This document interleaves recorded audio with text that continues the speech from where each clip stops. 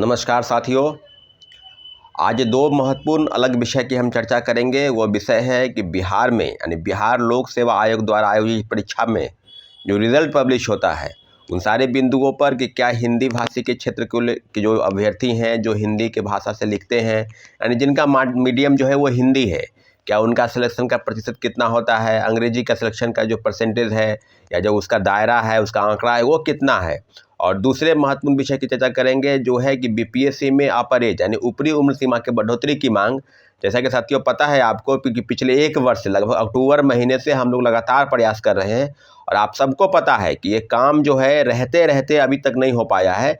इतना आपको बता सकते हैं कि जो फाइल है यानी डीओपीटी में बिहार सरकार जो कार्मिक विभाग है वहाँ पर ये फाइल जो है वो रखा हुआ है और दो तीन बिंदुओं पर चर्चाएं काफ़ी जोर शोर से हुई थी। सबको पता है आपको कि पिछले साल अक्टूबर महीने में ही जयप्रकाश नारायण के जयंती के अवसर पर हम लोगों ने माननीय मुख्यमंत्री जी से मुलाकात की थी और मुख्यमंत्री जी के स्पष्ट निर्देश के बाद यह तय हुआ था कि बीपीएससी में अपर एज सीमा जो है वो बढ़ाई जानी चाहिए।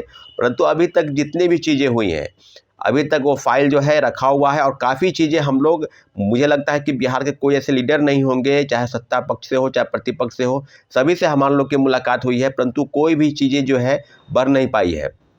इसलिए हम जितने भी साथी हैं जो बीपीएससी में अपर एज को लेकर 37 वर्ष से 40 वर्ष और देश के तमाम राज्यों में लगभग मुझे लगता है कि 14-15 राज्य जो हैं इधर से और नॉर्थ ईस्ट के भी राज्य, और कल यानी परसों जो है झारखंड ने भी अपनी 3 साल की उम्र सीमा जो है सिविल सेवा में बैठने के लिए है उसको भी बढ़ा दी है। तो मुझे लगता है कि अगर देश के तमाम राज्यों ने अपनी सिविल सेवा परीक्षा में अपने राज्य की राज्य लोक सेवा परीक्षा की ऊपरी उम्र सीमा कहीं 37 से बढ़कर 40, कहीं 42 और 44-45 तक भी कर दिया है, तो क्या बिहार सरकार इस तरह के फैसले नहीं ले सकती थी? क्योंकि बिहार सरकार के पास कई ऐसी चीज़ें हैं, चुनौती है जिसको लेकर गंभीरता से उपाय करने की जरूरत थी। और माननीय मुख्यमंत्री जी के स्पष्ट निर्देश के बाद यह साबित हुआ था कि हाँ, निश्चित रूप से अगर देश के तमाम राज्यों ने कोरोना काल के दौरान इस तरह की चीज़ें हुई, आपको सबको पता है कि कोविड काल के दौरान जो है पठन पाठन का काम ठप सा पड़ गया, जीवन अस्त व्यस्त हो गया, तो आने वाली परीक्षाओं में बिल्कुल उसका असर नहीं पड़ा, बिल्कुल उसका जो प्रतिकूल असर पड़ा तो छात्र अभ्यर्थियों की तरफ से बहुत सारी चीज़ें हुई जिसको लेकर हम लोगों ने अपने काम को आगे बढ़ाया। और निश्चित रूप से माननीय मुख्यमंत्री जी के स्पष्ट निर्देश के बाद कि बीपीएससी में अपर उम्र सीमा जो है बढ़ाई जानी चाहिए। अगर दूसरे विकल्प के तौर पर 2 बार या 3 बार परीक्षा में छूट देकर, उम्र सीमा की छूट देकर बैठने का भी उनको मौका मिलना चाहिए था, परंतु अभी तक ये काम नहीं हुआ है। इसलिए जितने भी अभ्यर्थी हैं ऊपरी उम्र सीमा की जो मेरी बात को सुन रहे हैं, काफ़ी दिन से मैसेज और कॉल कर रहे थे कि इस पर एक अपडेट करा देते, आपको अपडेट करा दे कि इस पर काम हो रहा है। कई सारे साथी जो हैं वो पटना में हैं और हम लोग लगातार कहीं ना कहीं आना जाना हम लोग का है, तो इस विषय पर हम लोग लगातार काम कर रहे हैं।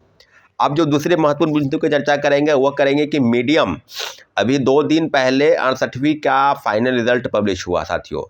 मैं आपको बता दूं कि पूरे अनुमान तौर पर नहीं लेकिन पक्के दावे के साथ मेरा जो अनुमान है वो ये है कि 70-75% जो है वो अंग्रेजी माध्यम के लोगों का ही सिलेक्शन हुआ होगा। टॉप 20 की बात करेंगे तो उसमें से भी मैं मानता हूँ कि 80% लोग जो है उनके माध्यम अंग्रेजी ही होंगे। लेकिन दूसरी तरफ मैं अंग्रेजी माध्यम के खिलाफ में नहीं हूँ, मैं उनके खिलाफ में हूँ कि भाषा को लेकर जो बीपीएससी की तरफ से किया जा रहा है 56 से 59 तक यानी 56वीं से 59वीं तक, जहाँ तक मैं समझता हूँ कि उस समय में भाषा को लेकर इस तरह की चीज़ें नहीं थी। चाहे वो हिंदी माध्यम के छात्र हों चाहे अंग्रेजी माध्यम के छात्र हों, उनके सिलेक्शन का प्रतिशत ज़्यादा था। लेकिन उसके बाद 60 से 62वीं के बाद अगर आप रेशियो देखेंगे 63वीं 64वीं, और 64वीं में सबसे ज़्यादा पद थे। 64वीं में मुझे लगता है कि 1500 के आसपास पद थे 64वीं में। और 64वीं के परीक्षा के में भी ऐसा हुआ कि अंग्रेजी माध्यम से ज़्यादातर लोग आए। 66वीं 65वीं 66वीं 67वीं 68वीं लगभग 6 परीक्षाएं गुजर गई। और 6 परीक्षाओं के गुजरने के बाद अगर आप माध्यम के आकलन करेंगे तो अंग्रेजी माध्यम का जो सिलेक्शन है, जो प्रतिशत है, वो कहीं ज़्यादा है बनस्पत हिंदी माध्यम के। तो हिंदी माध्यम के लिए काफ़ी चीज़ें बदलाव हो की गई है। आप सबको पता है कि इस चेयरमैन सर के आने के बाद आपको पता है कि एक वैकल्पिक विषय था उसको भी हटा दिया गया है, एसए का पेपर जोड़ा गया है। कोई इसमें दो राय नहीं, आपने वैकल्पिक विषय को हटाए, एसए के पेपर जोड़े और जीएस के पेपर 2 ही हैं उसको 4 भी कर देना चाहिए, इसमें कोई दिक्कत नहीं है किसी को। सब शिक्षक अभ्यर्थी छात्र जितने हैं सब खुश हैं। तो एक बात आपको बता दें कि अगर माध्यम को लेकर हमने आरटीआई भी लगाया है कि हमने पूछा है कि 60 से 62वीं से लेकर अभी 68वीं तक कितने लोगों का सिलेक्शन अंग्रेजी माध्यम में हुआ है। तो आपके मन में कई सवाल होंगे, जो हिंदी माध्यम के छात्र होंगे मेरी बातों को गौर से सुने। आपके सिलेक्शन के पीछे कई वजह हो सकती है। आप सबको पता है कि जो ग्रामीण परिवेश के लोग आते हैं उनके माध्यम से वो जो पढ़ाई करते थे स्कूलों में या विद्यालयों में, तो उनके जो माध्यम अंग्रेजी के जो पेपर होते थे, अंग्रेजी की जो पढ़ाई होती थी वो 6 क्लास से और कहीं 8 क्लास से शुरू होती थी। और आज जिस प्रकार से चीज़ें बदली गई है, बदलाव की स्थिति में है, काफ़ी चीज़ों में बदलाव हुआ है, तो आप ये पाएंगे कि आपका सिलेक्शन नहीं हुआ। इसके पीछे आप अगर मानेंगे तो एक महत्वपूर्ण कारक है, वो है आपका माध्यम हिंदी होना।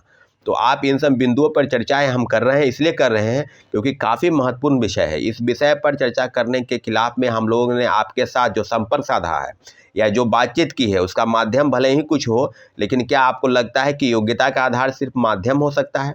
क्या कोई व्यक्ति अगर हिंदी में लिखता है, कोई अंग्रेजी में लिखता है, कोई उर्दू में, कोई फारसी में, कोई बांग्ला में, कोई संस्कृत में, तो क्या आप उस चीज़ों को कह सकते हैं कि ये व्यक्ति ज्ञानी नहीं है? जो अंग्रेजी में लिख दिया वो ज्ञानी हो गया, जो हिंदी में लिखा या अन्य भाषा में लिखा वो उसके पास नॉलेज की कमी है? ऐसा कुछ नहीं है। भाषा को लेकर जो ज्ञान है उस भाषा से कहीं कोई दिक्कत नहीं है। भाषा के जो संप्रेषण की क्षमता है वो किसी भी प्रकार से आप अपनी भाषा को चूज कर सकते हैं। परंतु बीपीएससी द्वारा जो चीज़ें अपनाई गई 60 से 62वीं के बाद से और अभी तक लगातार ये है, तो अंग्रेजी माध्यम के छात्रों का सिलेक्शन ज़्यादा मात्रा में हो रहा है।